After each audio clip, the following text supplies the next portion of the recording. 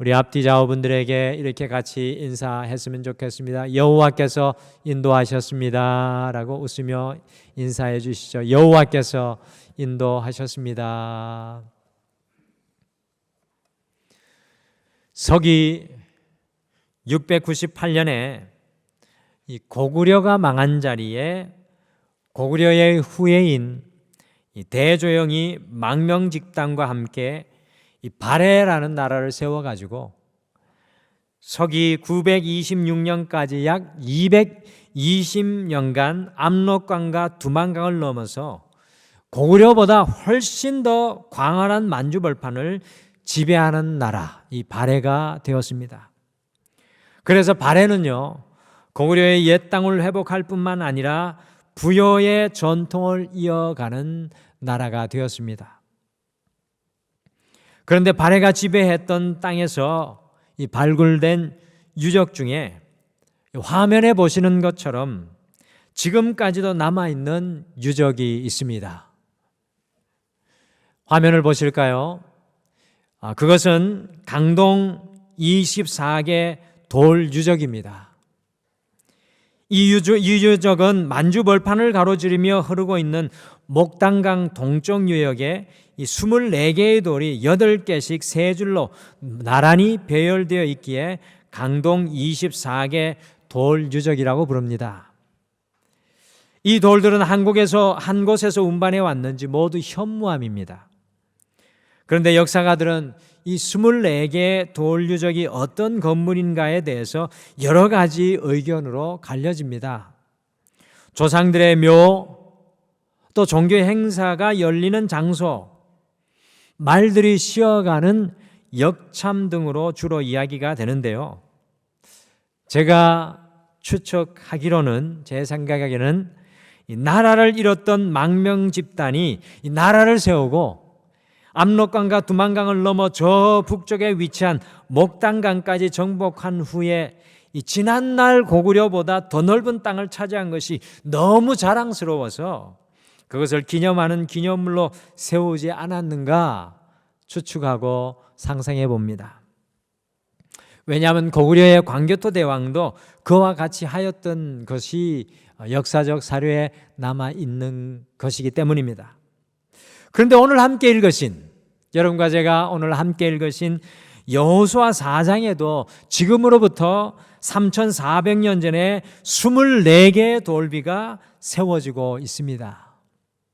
지난주에 여호수아 3장을 통해서 이 이스라엘의 우기에 이 요단강의 물의 수위가 가장 절정에 달하는 시기에 250만 명의 이스라엘 백성들이요 하나님의 언약궤를 앞세우고 반나절이 넘게 걸려서 요단강을 동항하는, 그 요단강 물이 다 말라져서 요단강을 동항하는 기적을 지난주 말씀을 통해 살펴보았습니다. 지도에 보시는 것과 같이 시딤에서 출발하여서 이 요단강 앞에서 3일을 머무르고요, 요단강을 동항하여 약 10km 정도 이동하여서 길갈이라는 곳에 유숙을 하게 되었는데요, 길갈에서 여리고까지의 거리가 약 3km로 적진의 코앞에까지, 적진의 숨소리까지, 적진의 코 고는 소리까지 들을 수 있는 곳에 이스라엘 백성들이 도착을 하게 되었습니다. 그런데 하나님께서는 이스라엘 백성들이 무시무시한 이 적진의 코앞에 있는데도 곧바로 전쟁태세를 갖추어야 함에도 불구하고 250만 명을 요단강변에 다 무방비로 세워놓으시고요, 12명의 대표를 뽑아서 요단강 가운데로 다시 들어가라 라는 3절에 이해할 수 없는 명령을 하나님께서 하고 계십니다. 군사 전략적으로 또 이 군인의 어떤 눈으로, 시각으로, 전투의 시각으로 봤을 때는 전혀 이 들어맞지 않는 그 모습의 하나님의 그 일들입니다. 요단강 가운데라는 의미는 이 요단강 가장 깊은 곳이라고 이야기해도 문제가 없겠습니다. 하나님께서 요단강의 가장 깊은 곳, 가장 낮은 곳으로 들어가라고 하셨습니다. 요단강의 가장 깊은 곳, 가장 낮은 곳은 이스라엘 백성들이 겸손하여지고 낮아지는 장소입니다. 그 가장 겸손한 자리, 그 요단강가에서 가장 깊은 곳에서 12개의 돌을 파내어 오라고 주님께서 명령하시는 것입니다. 적진의 전쟁의 숨소리가 들리는데도 말입니다. 그 12개의 돌은 들판에 있는 돌이 아니라 요단강의 가장 깊은 곳에 박혀있는 돌로서 요단강 물이 끊어지지 아니하고는 가장 깊은 곳, 가장 낮은 곳으로 가지 않고는 절대로 건져 올릴 수 없는 돌들이었습니다. 들판에서는 볼 수 없는 돌의 모습이었겠죠. 한마디로 이 요단강 가장 깊은 곳에 있는 12개의 돌은요, 가장 겸손히 낮은 곳으로 나아가 하나님께서 하신 일들을 바라볼 때 건져 올릴 수 있는 은혜의 기념비, 곧 우리의 영적인 느낌표라는 것입니다. 요단강을 건너 여리고 성을 정말 지치게 두고 바쁘게 전쟁 준비를 해야 할 것 같지만 하나님께서 가장 겸손한 자리로 나아가 은혜의 기념비를 세우는 일, 곧 우리의 영적인 느낌표를 모든 것을 멈추고 찍을 것을 명령하셨습니다.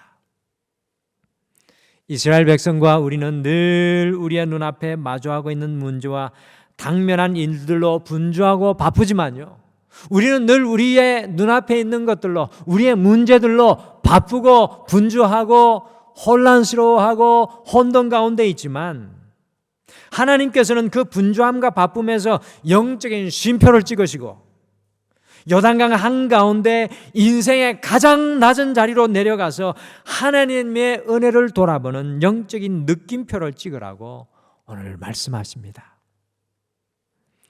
사실 이스라엘 백성들에게 여리고성과 가나안을 정복하기 위해 가장 중요한 전쟁 준비는, 오늘 우리가 보기에는 전쟁 준비를 해야 될 것 같습니다. 칼을 정비하고 창을 들어야 하고 방패를 들어야 하고 수레를 준비하고 여리고성 3km 떨어져서 전쟁 준비를 해야 될 것 같지만 이스라엘 백성들이 여리고성과 가나안을 정복하기 위해 가장 중요한 전쟁 준비는 바로 하나님의 은혜의 기념비, 영적인 느낌표를 찍는 것이었습니다.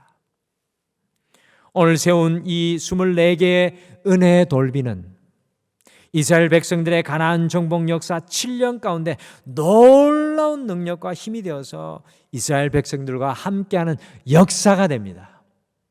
하나님께서 영적인 전쟁 준비를 오늘 이 자리에서 시키셨던 것입니다. 저는 오늘 여호수아 4장의 말씀 속에 이 은혜의 기념비가 어디에 세워져야 하고 영적인 느낌표가 우리의 인생 속에 어디에 찍혀야 하는지 말씀을 통해 다시금 묵상하고 깨닫게 되었습니다.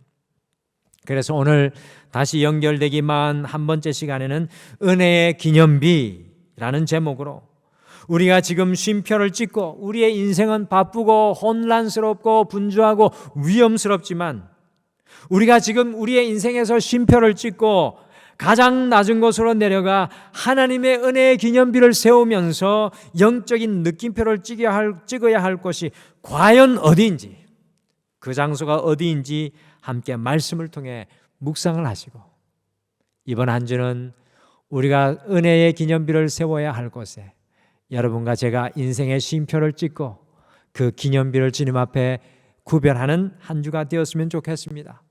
과연 하나님의 은혜의 기념비가 어디에 세워져야 하고, 여러분과 저를 위해서 하나님의 은혜의 기념비가 어디에 세워져야 하고, 하나님의 은혜의 느낌표가 어디에 찍혀야 하겠습니까? 첫째, 하나님의 은혜의 기념비는 길갈에 세워져야 합니다. 하나님의 은혜의 기념비는 길갈에 세워져야 합니다. 같이 여호수아 4장 20절 말씀을 같이 읽겠습니다. 20절 말씀 같이 읽겠습니다. 시작. 여호수아가 요단에서 가져온 그 12돌을 길갈에 세우고. 여러분들, 길갈은 가나안을 정복하는 이스라엘 백성들에게 너무나도 중요한 장소였습니다. 여러분, 다윗에게 예루살렘이 중요하였다면 여호수아와 요단강을 이스라엘 백성들에게는 길갈이 마치 예루살렘과 같이 중요한 장소였습니다. 왜냐하면 이 길갈은 이스라엘 백성들이 가나안을 정복하기 위한 전초 기지였으며 가나안을 정복할 때 이스라엘의 총사령부가 이곳에 있었던 자리입니다. 더 나아가 이스라엘 백성들의 신앙의 중심지였습니다. 그래서 전쟁을 하러 나갈 때에도 이 길갈에서 나갔습니다. 이 믿음의 은혜 기념비의 돌을 보면서 이 길갈에서 전쟁의 자리로 나갔고요. 전쟁을 하고 돌아왔을 때도 이 길갈로 돌아와서 세워놓았던 12개의 은혜의 돌비를 바라보면서 하나님이 하셨습니다라고 그 전쟁을 마무리했습니다. 매일 밤 길갈로 돌아와 길갈에서 샘을 얻었습니다. 특별히 이스라엘 백성들이 아이성에서 패배하였을 때는요, 이 길갈로 다시 돌아와서 하나님 앞에 가슴을 찢고 회개하면서 다시 이 은혜의 기념비를 보면서 자신들이 아이성을 점령하는 것이 아니라 하나님께서 하실 것이라는 그 믿음으로 새로워졌던 것이 바로 이 길갈이었습니다. 백성들은 힘들고 외로울 때마다 길갈에 돌아와서 새 힘을 얻고 하나님의 은혜를 다시 깨닫고 담대하게 그곳에서 일어섰습니다. 그것이 길갈입니다. 여러분, 왜 이스라엘 백성들이 가나안 정복 7년 동안 이 길갈로 끊임없이 모였는지 그 이유를 아시겠죠? 그 이유는 바로 이 길갈에 장이란 요단강물을 건너게 하였던 하나님의 은혜의 기념비, 영적인 느낌표가 그곳에 있었기 때문입니다. 그 길갈로 돌아와서 하나님의 은혜의 기념비를 보면서 이스라엘 백성들은 가나안 정복 7년의 시간을 보내면서 그 정복의 역사를 이루어냅니다. 길갈은 이스라엘 백성들의 영적인 영혼의 안식처였습니다. 그러면서 오늘 저는 이 말씀을 준비하면서 오늘날 2021년 10월을 살아가는 여러분과 저에게 길갈은 과연 어디인가를 묵상하게 되었습니다. 과연 여러분과 저의 길갈은 어디입니까? 길갈은 다름 아닌 오늘날의 교회입니다. 길갈이라는 히브리어의 뜻은 굴러간다라는 뜻입니다. 곧 길갈은 우리의 모든 수치와 부끄러움과 아픔이 떠나가고 굴러가 버린 곳입니다. 그것이 바로 오늘날 우리의 등마루 교회입니다. 여러분들 그와 같은 경험이 있지 않습니까? 이 등마루 교회에서 나의 아픔과 슬픔과 수치와 괴로움과 두려움이 굴러갔던 하나님의 놀라운 은혜의 기념비가 이곳에 세워져 있습니다. 하나님께서는 우리의 인생이 아무리 바쁠지라도, 우리의 인생이 아무리 위기와 어려움 가운데 있을지라도 영적인 길갈인 하나님의 성전원으로 나와서 은혜의 돌비를 세우고 영적인 느낌표를 찍기를 원하십니다. 길갈인 우리 교회는요, 이 땅을 살아가는 우리에게, 이 땅을 살아가야 할 우리에게 영적인 전초 기지입니다. 우리의 신앙의 중심이고 우리의 삶의 중심입니다. 매주일마다 우리는 우리의 영적인 길갈에 가장 겸손한 자리, 가장 낮은 예배의 자리로 나아오셔서 하나님의 은혜의 기념비, 영적인 느낌표를 이곳에서 찍어내셔야 합니다. 우리는 그 힘과 능력으로 가나안과 같은 우리의 삶을 살아가는 것입니다. 그것이 성도의 삶이고 그것이 가나안 땅을 살아가야 할 성도의 모습입니다. 지난주 수요일에 나누었던 예화입니다. 미국의 한인교회 성도님들이 남미의 한 나라에서 선교를 간 적이 있다고 합니다. 그 교회 선교팀이 도착한 선교지는 산악지가 많은 곳이었는데 거기에 처음 선교팀이 도착하자 첫날 저녁에 그곳 선교지의 선교사님이 선교훈련을 직접 시켜주었습니다. 선교훈련을 하시면서 간증을 하셨습니다. 그곳 선교지에서는 주일 오전 10시에 장년 예배를 드리는데요, 그날따라 저 산악지대에서 내려오는 인디오 원주민들 약 20명가량이 예배 시간에 한 사람도 보이지 않는 것이었습니다. 처음에 선교사님 무슨 일이 있나 놀랐는데요, 나중에는 은근히 화가 나더라는 것입니다. 1시간쯤 예배가 끝날 무렵에 그 인디어 원주민 형제들이 우르르 교회 안으로 몰려 들어왔습니다. 그 선교사님은 예배가 끝나고 자신이 무엇인가 잘못 교육한 줄을 알고 그 인디어 원주민들을 다 모아놓고는 훈련시키는 셈치고, 아니 하나님께 드리는 예배가 아침 10시면 10시까지 와야지 예배가 끝날 때 오면 어떻게 하냐고 큰 소리로 목사님이 역정을 내며 야단을 치셨다고 합니다. 다들 죄송한 표정으로 너무 송구스러워 고개도 들지 못했습니다. 그때 그 중에 제일 연세 많으신 분이 앞으로 나오셔서 목사님 죄송합니다. 절대로 앞으로는 이렇게 하지 않겠습니다 하고 자초지정을 자세히 설명해 주었습니다. 저희들이 사실 이 10시 예배에 나오기 위해서는 저 높은 산악지대에서 새벽 2시에 떠나야 합니다. 새벽 2시에 떠나 8시간의 삶 비탈길을 걸어 아침 10시에 예배에 나오는데 어젯밤에 폭풍우가 내려 계곡에 물이 불어난 때문에 나무 다리가 휩쓸려 내려가 다른 길을 찾아오느라고 1시간이나 더 걸렸습니다 말하고는 거듭 다시는 이렇게 늦는 일이 없도록 하겠습니다 라고 대답을 했습니다.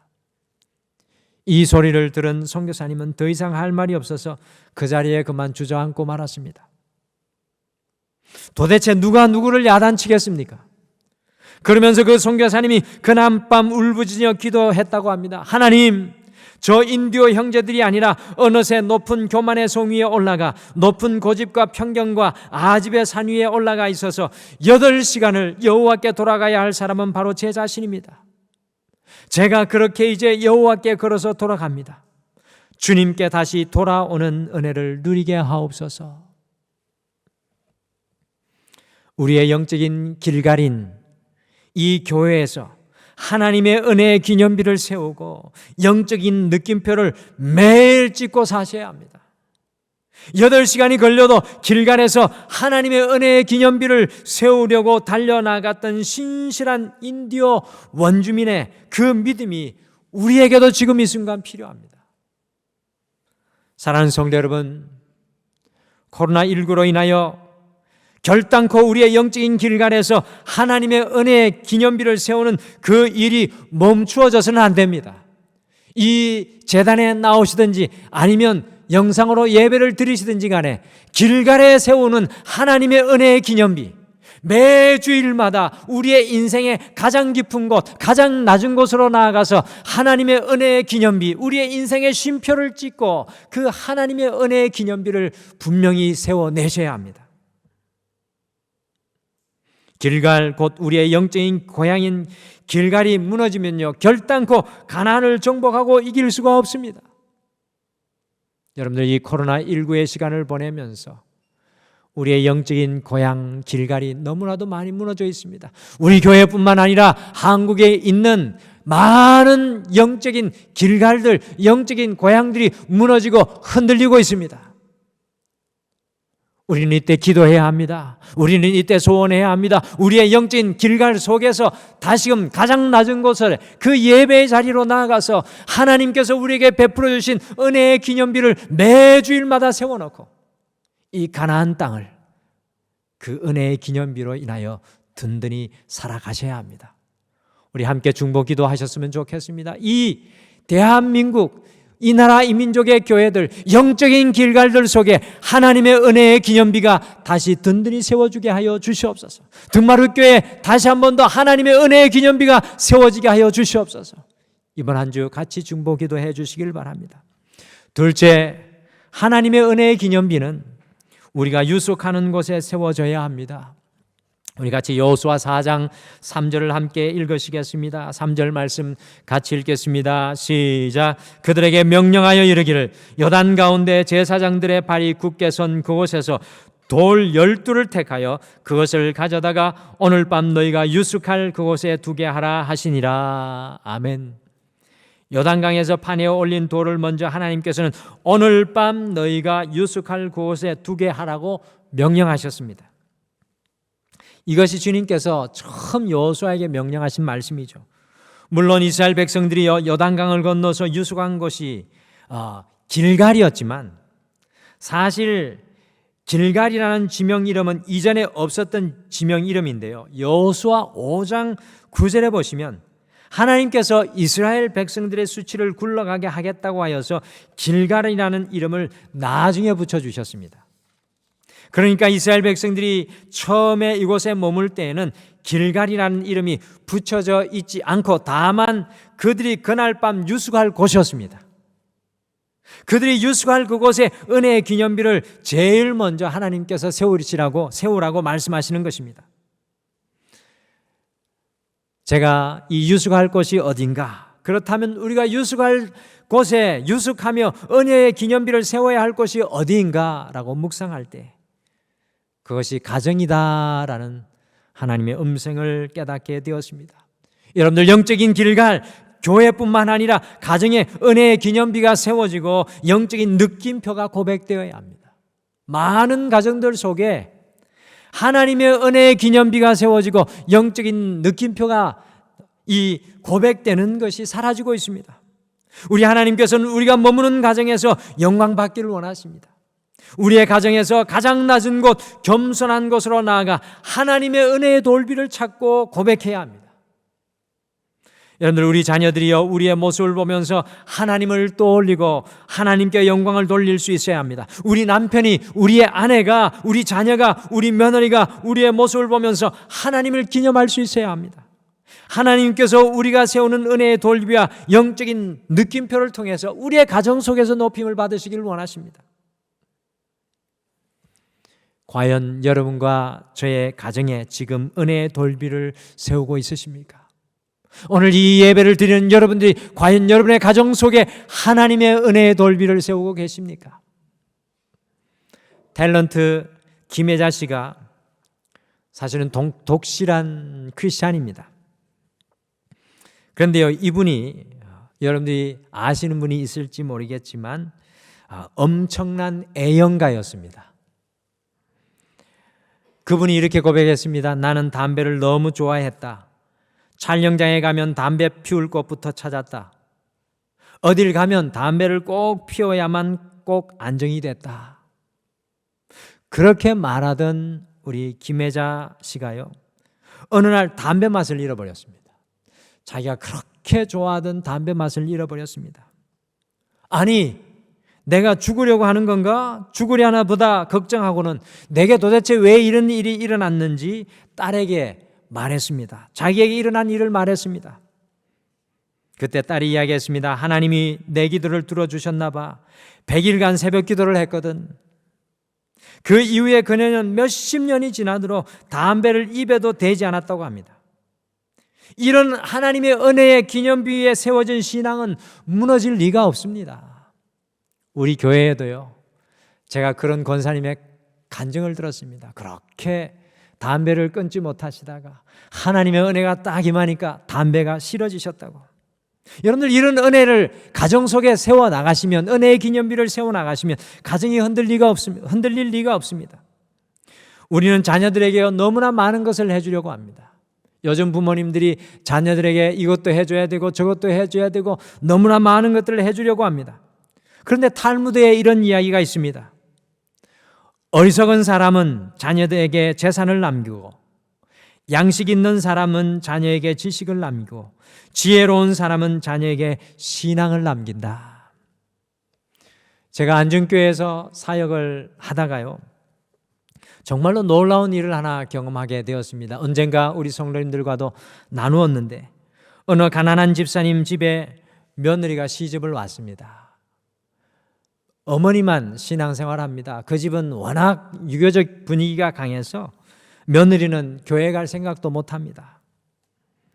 그 집의 시어머니는 혼자서 가정에서 신앙생활을 하였는데 일평생 지금까지 지내온 것이라는 찬송을 아침, 점심, 저녁으로 부르셨습니다.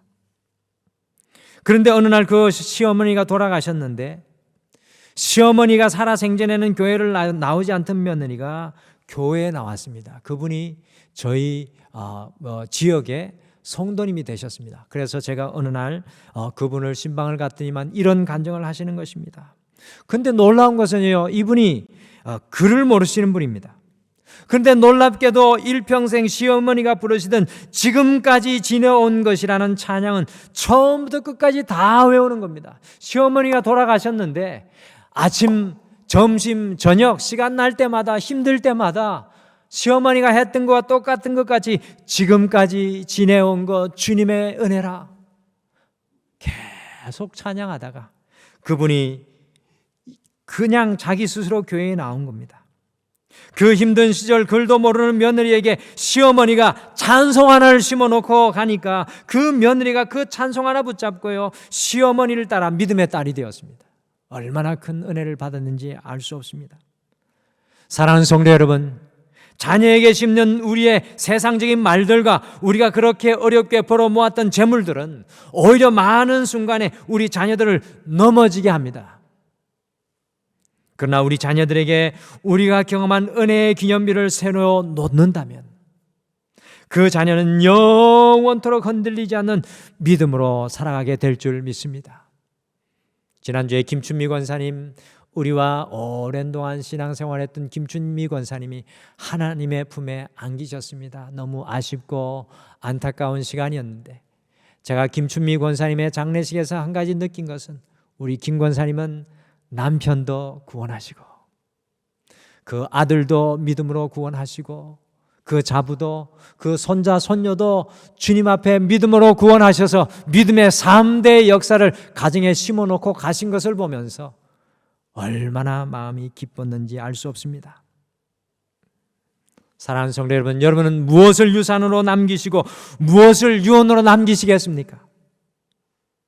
여러분들께서는 자녀들에게 무엇을 유산으로 남기시고 무엇을 유언으로 남기시겠습니까? 오직 우리의 믿음이 우리 자녀들을 가장 복되게 하고 성공하게 하는 영적인 능력이 됩니다. 우리가 세워야 할 은혜의 기념비와 느낌표의 장소는 바로 우리 가정 속에 우리가 세워놓는 하나님을 향한 은혜의 기념비, 영적인 느낌표입니다. 2021년 10월 가장 인생에 힘든 달일지라도 우리 가정 속에 주님께서 세워주신 은혜의 기념비를 여러분과 제가 세워나갈 수 있기를 간절히 축복합니다. 마지막으로 하나님의 은혜의 기념비는 요단 한가운데 세워져야 됩니다. 요단강 한가운데 은혜의 기념비가 세워져야 합니다. 같이 9절 말씀을 함께 읽겠습니다. 9절을 같이 읽겠습니다. 시작. 여호수아가 또 요단 가운데 곧 언약궤를 맨 제사장들의 발이 선 곳에 돌 12를 세웠더니 오늘날까지 거기에 있더라. 아멘. 우리를 놀라게 하는 것은 여호수아는요, 하나님께서 이것은 명령하지 않으셨음에도 불구하고 요단강 가운데 제사장들의 발이 선 곳에 친히 12개의 돌을 세웠습니다. 여러분들 보이지도 않는 그 자리, 물이 흘러가면 잠겨버릴 그 자리에, 그냥 잊혀져 버릴 그 자리에 여호수아는 혼자서 그 12개의 돌을 이곳저곳 하나님이 보여주시는 돌들을 그곳에 세워놓았다는 것입니다. 그러면 질문이 들지 않습니까? 과연 요단강 한가운데는 우리의 인생의 어느 장소이겠습니까? 그것은 바로 우리의 삶의 현장입니다. 매일매일 우리가 살아가는 삶의 현장입니다. 마치 우리의 인생 가운데 요단강 물처럼 흘러가고 있는 우리의 삶의 현장입니다. 우리는 우리의 삶의 현장에 하나님의 은혜의 기념비를 세울 수 있어야 합니다. 우리는 너무나도 많이 흘러가는 삶을 살아가 버립니다. 여러분들, 하나님과 동행하는 삶은 흘러가는 삶이 아니라 매일의 내 삶 가운데 하나님의 은혜의 기념비를 세워나가는 삶입니다. 중령 러셀 블레이즈델은 군목으로 한국전쟁에 참여하였습니다. 미국의 중령 러셀 블레이즈델은 군목으로 한국전쟁에 참여를 했습니다. 1950년 9월 처음 한국에서 무엇을 할지 몰라서 그냥 전쟁 고아들을 종로국민학교에 모아서 무려 1000명의 고아들을 한국전쟁 당시에 돌보아 주었습니다. 그런데 얼마 있지 않아서 중공군이 서울로 밀고 내려와서 서울을 포기해야 하는데 아이들을 포기할 수 없어서 무작정 아이들을 트럭에 태우고 인천항으로 갔습니다. 인천항에 그 아이들을 태워서 갈 배가 있는지 인천항으로 갔습니다. 그런데 그가 예상하고 미리 약속했던 배가 도착하지 않아서 꼼짝없이 아이들이 큰 위기에 놓여 있게 되었는데요. 기적과 같이 자신과 친분이 있던 상관이 김포공항으로 15대의 수송기를 보내줄 테니까 인천에서 아이들 김포공항으로 실어오라고 이야기를 했습니다. 폭격의 위험이 있어서 오래 기다릴 수 없으니 빨리 실어오라고 했습니다. 그런데 아무리 찾아도 그 전등통에 아이들을 싣고 갈 트럭이 없었는데 마침 인천 항구에 시멘트를 나르는 트럭이 있어서 공군 중령의 계급으로 강압적으로 상부의 명령 없이 14대의 트럭으로 아이들을 실어 나르게 하여서 아이들 모두를 제주도로 안전하게 피난 가게 하였습니다. 2일 후에 러셀 블레이즈데일 목사님은 군재판에 해부되어서 당신은 왜 명령 없이 그런 일을 하였소? 라고 질문을 받자 다음과 같이 대답을 했습니다. 그 일은 누군가는 반드시 해야 하는 것이었습니다. 저는 군인의 임무와 양심의 명령 사이에서 양심을 택한 것뿐입니다. 내게 주어진 일이 알려져 죽음에 내몰린 아이들을 죽게 놔두는 일이라면, 내게 주어진 일이 죽음에 내몰린 아이들을 죽게 놔두는 일이라면 저는 전역을 하겠습니다 라고 당당하게 이야기했습니다. 전쟁이 끝난 이후에 이 일이 알려져서 광주 남구 충현원에 세워진 그의 동산 비문에 마태복음 25장 40절의 말씀과 함께 내가 전쟁의 포화 속에서 1000명의 생명을 구한 것은 용기 있는 행동이 아니라, 1000명의 생명을 구한 것은 용기 있는 행동이 아니라 크리스찬으로서 당연한 책임이었다라는 말이 그곳에 새겨져 있습니다.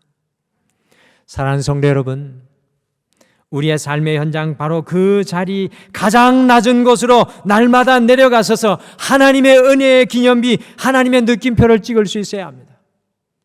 여호수아의 모습은 참 우리에게 큰 도전을 줍니다. 요단강이 언제 흘러내려올지 모르고 그 요단강 한가운데 놓여진 그 돌은 당연히 흘러가는 물에 잠길 수밖에 없지만 여호수아는 그 삶의 현장, 요단강이라는 삶의 현장에 하나님께서 베풀어 주신 그 은혜를 잊지 못하고 기념비를 세워놓습니다.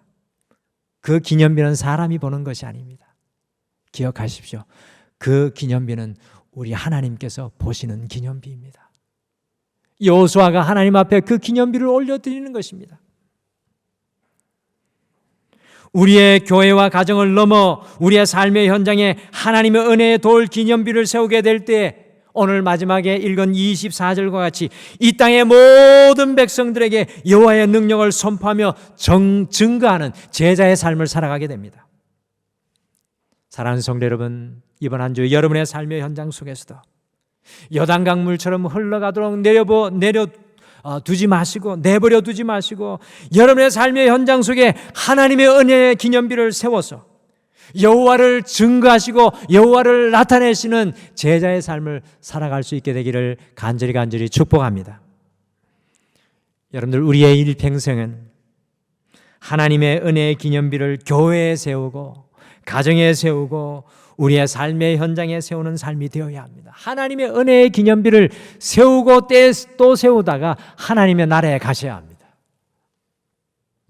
이번 한 주 우리가 가장 낮은 가장 깊은 곳으로 내려가서 하나님의 은혜의 기념비를 모든 곳에 세우셔서 또 영적인 느낌표를 모든 것에 찍으셔서 여러분의 자녀 속에, 여러분의 가정 속에, 이 교회 속에, 여러분의 삶의 현장 속에 하나님의 살아계심을 드러낼 수 있는 사랑하는 모든 성도님들 되시기를 간절히 축복합니다.